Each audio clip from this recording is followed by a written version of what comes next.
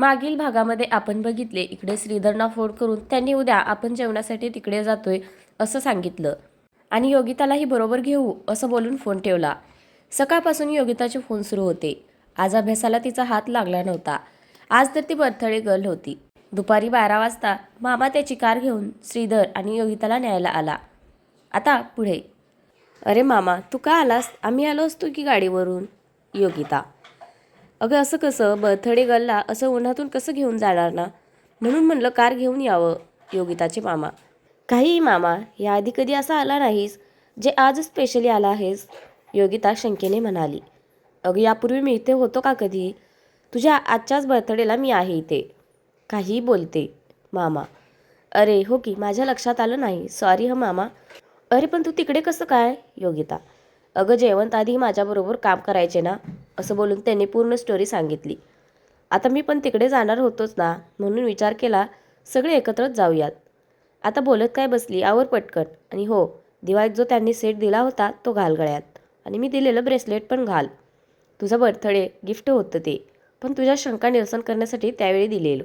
मामा: हो मामा, आवडते. 3ला उद्घाटन आहे, आधी पोहोचायला पाहिजे. असं बोलून योगिता आवरायला गेली. योगिता छान तयार झाली.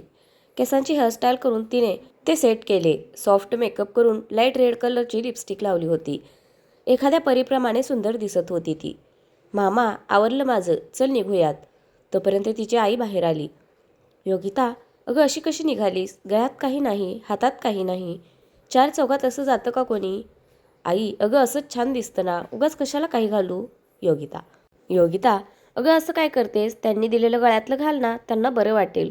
आणि हातात घड्याळ तरी घाल. अगं घालून तर बघ, नाही आवडलं तर राहू देत.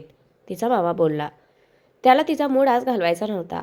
ठीक आहे म्हणून ती आज जाऊन गळ्यात योगेशने दिलेलं सेट आणि मामाने दिलेलं ब्रेसलेट घालून आली. आईने तिला काळा टिका लावला. आता जाऊ का? तिने आईला विचारलं आणि ते सगळे बाहेर पडले. योगेशचे सगळे लक्ष गेटकडे होते. योगिता येईल ना असा विचार तो करत होता. तो पण छान तयार झाला होता. तिच्या ड्रेसशी थोडंफार मॅचिंग होईल असा सूट त्याने घातला होता. तोही छान दिसत होता. त्याचं स्वप्न तर पूर्ण आधीच झालं होतं. योगिताशी लग्न करण्यासाठीची तिची अट होती ती आज पूर्ण होणार होती, तेही तिच्या पुढ्यात. दोन्हीचा आनंद आणि आत्मविश्वास चेहऱ्यावरून झळकत होता. बरोबर 2:45 वाजता ते सगळे उद्घाटनाच्या इथे पोहोचले. पूजाविधी सुरू होते. योगिताच्या मामांनी गुरुजीच्या कानात जाऊन काहीतरी सांगितले आणि तसंच ते जयवंतना सांगण्यासाठी गेले. रिबीन कट करायची वेळ झाली तशी गुरुजी म्हणाले की य अक्षराने नाव सुरू होणाऱ्या व्यक्तीच्या हाताने रिबीन कट करा. तसं जयवंत म्हणाले, गुरुजी तुम्ही आम्हाला आधी सांगितलं नाही. आम्ही कोणाला तरी सांगितलं असतं. आता ऐनवेळी कोणाला बोलावणार? अहो मी आधी सांगितलं होतं, बघा तुम्ही, मी तुम्हाला चिठ्ठीत लिहून दिलं होतं. गुरुजी: तशी ऋतिका म्हणाली, अहो बाबा, योगिता आहे ना, ती कट करेल की. हो जयवंत, योगिता करेल कट, उगाच मुहूर्त जायला नको. योगिता: पुढे हो बाळा. तिचा मामा बोलला. तसं मामा मी कसं करू असं तिने नजरेनेच विचारलं. योगिता: वेळ पुढे चालली आहे, ये पटकन. मामा: हो मामा.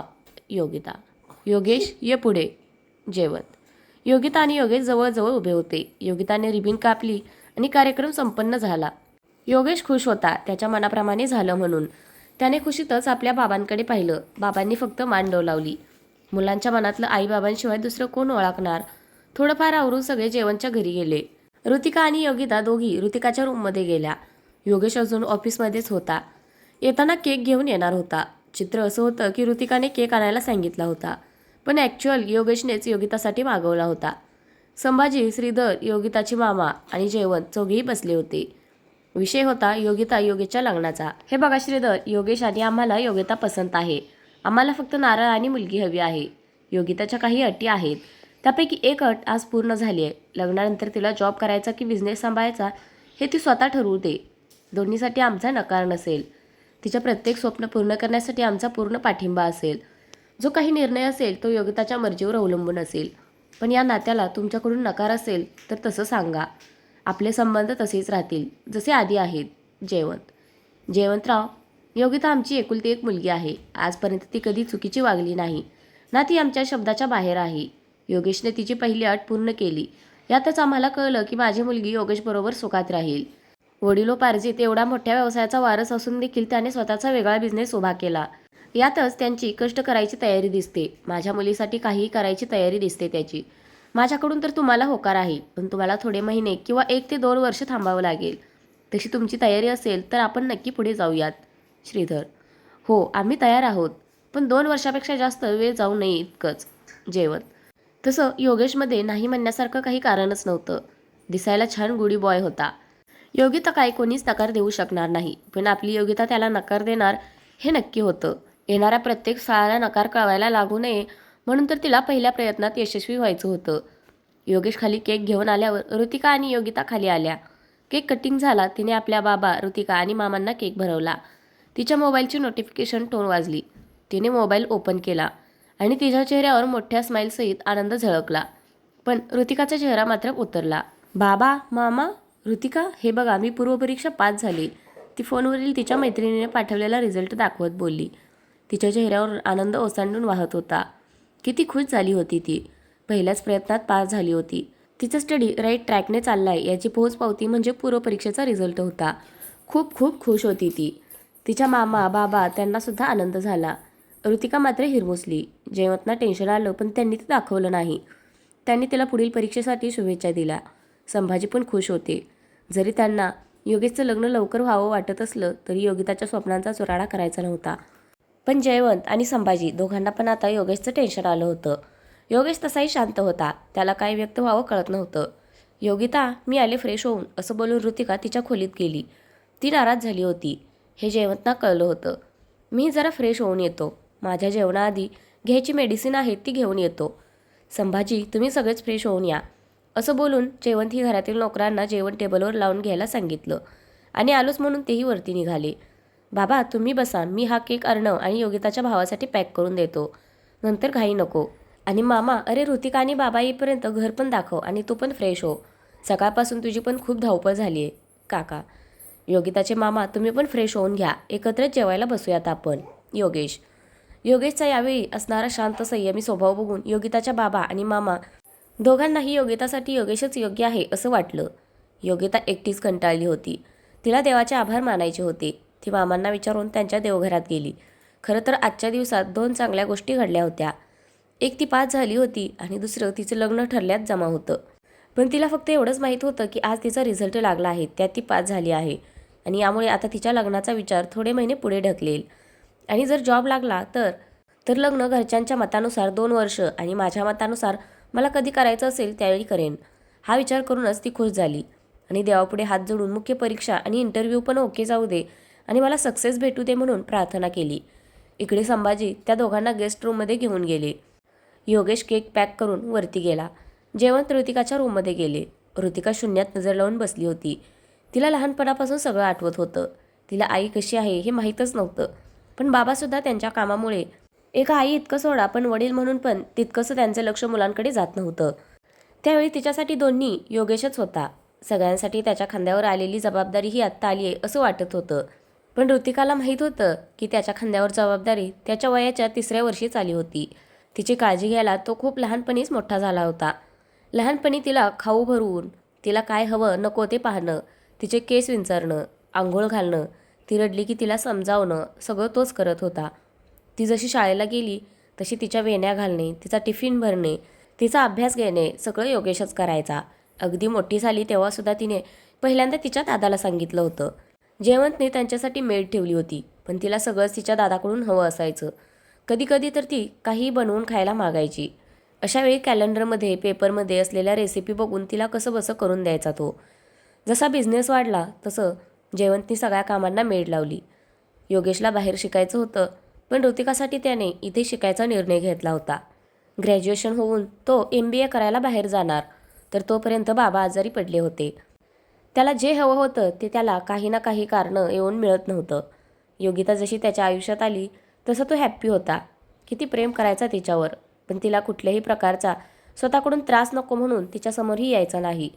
पण आता योगिताही त्याला भेटली नाही तर तिच्या डोक्यात विचारांचं वादळ उठलं. तिची मैत्रीण पास झाली याचा तिला आनंद होताच, पण योगेशबद्दल तिला वाईट वाटत होतं. त्याला काय वाटलं असेल असा विचार करून ती हिरमुसली होती. ऋतिका, काय झालं बेटा, अशी का आलीस? तुझी मैत्रीण पास झाली, तू साधं तिला शुभेच्छा पण दिल्या नाहीस. तुझ्या मैत्रिणीला कसं वाटलं असेल? आपण तिला आपल्या घरी बोलावलं आणि तू अशी वर आली. तिला तिचा अपमान झाल्यासारखं वाटलं असेल ना बाळा. जयवंत. बाबा, योगिता पास झाली म्हणजे तिची तशी तयारी असणार आहे ना. मग ती मुख्य परीक्षाही पास होईल. आणि ती एकदा पास झाली आणि तिला जॉब लागला तर दादाचं काय मग? तो तिच्यावर किती प्रेम करतो तुम्हाला माहिती आहे ना. ऋतिका. हो बाळा, मला पण हेच टेन्शन आले की योगेशला काय वाटत असेल. किती खुश होता आज तो. जयवंत. बाबा, ऋतिका तुम्ही कसल्या टेन्शनमध्ये आहात? आणि ऋतिका, तू अशी कशी आलीस वर? योगिता. तिच्या घरच्यांना काय वाटलं असेल? तिचा रिझल्ट ऐकल्यावर तू थांबली पण नाहीस. हे म्हणजे आपण त्यांना घरी बोलावून त्याचा अपमान केल्यासारखं नाही का? योगेश. दादा, अरे योगिता पास झाली. मला तुझी काळजी वाटते. तू ठीक आहेस ना? ऋतिका. अरे मी तर खुश आहे. अशी हुशार बायको सगळ्यांनाच मिळते असं नाही ना. आणि बाबा, तुमची सून तहसीलदार असणार आहे. किती अभिमानाची गोष्ट आहे ना ही. योगेश आनंदी होत बोलला. हो पण दादा, जर तिला जॉब लागला तर ती लगेच लग्न नाही करणार मग. ऋतिका. अगं मग काय? हे बघ, आपलं आधीच ठरलंय ना की तिच्या स्वप्नांच्या आड यायचं नाही. मला काही फरक पडत नाही. तिला जॉब करायचा आहे, करू दे. अजून मुख्य परीक्षा आहे, त्यात पण ती पास झाली तरी मला वाईट नाही वाटणार. मी ती लग्नाला तयार होईपर्यंत वाट पाहणार आहे. त्यामुळे तुम्ही टेन्शन घेऊ नका. आणि मला वाईट नाही वाटलेलं. असं समजूया की आपण खूप वर्ष लग्नासाठी मुली बघत आहोत आणि अजून माझं लग्न ठरत नाही आहे. तो असं हसत बोलला. तसे जयवंत आणि ऋतिका पण हसायला लागले. चला सगळे खाली आता. सगळे वाट पाहत असतील. आपण इतका वेळ वरती राहणं बरोबर नाही. ऋतिका, चेहरा नीट कर तुझा. उगाच कसलंही टेन्शन घेत असते. तिच्या डोक्यावर हात ठेवत बोलला. दादा, तुला खरंच वाईट नाही वाटलं? अगं वाईट का वाटेल? लग्न करायचं आहे पण कोणाची स्वप्न पायदळी तुडून नाही. तिचं वैयक्तिक मत आहे. तिचं आयुष्य आहे, ते कसं जगायचं याचा तिला पूर्ण अधिकार आहे. आणि हो, ती तुझी खास मैत्रीण आहे, लक्षात ठेव. पण ती या घरात लग्न होऊन येऊ दे, अगर न येऊ दे. तुझं आत्ता जसं तिच्याशी मैत्री आहे ती तशीच राहिली पाहिजे. योगेश. चला आता खाली, त्यांना जायला वेळ होईल. योगेश. हो दादा, तुम्ही पुढे चला, आलेच मी. तर फ्रेंड्स, आजचा भाग कसा वाटला नक्की कमेंट करून सांगा. धन्यवाद.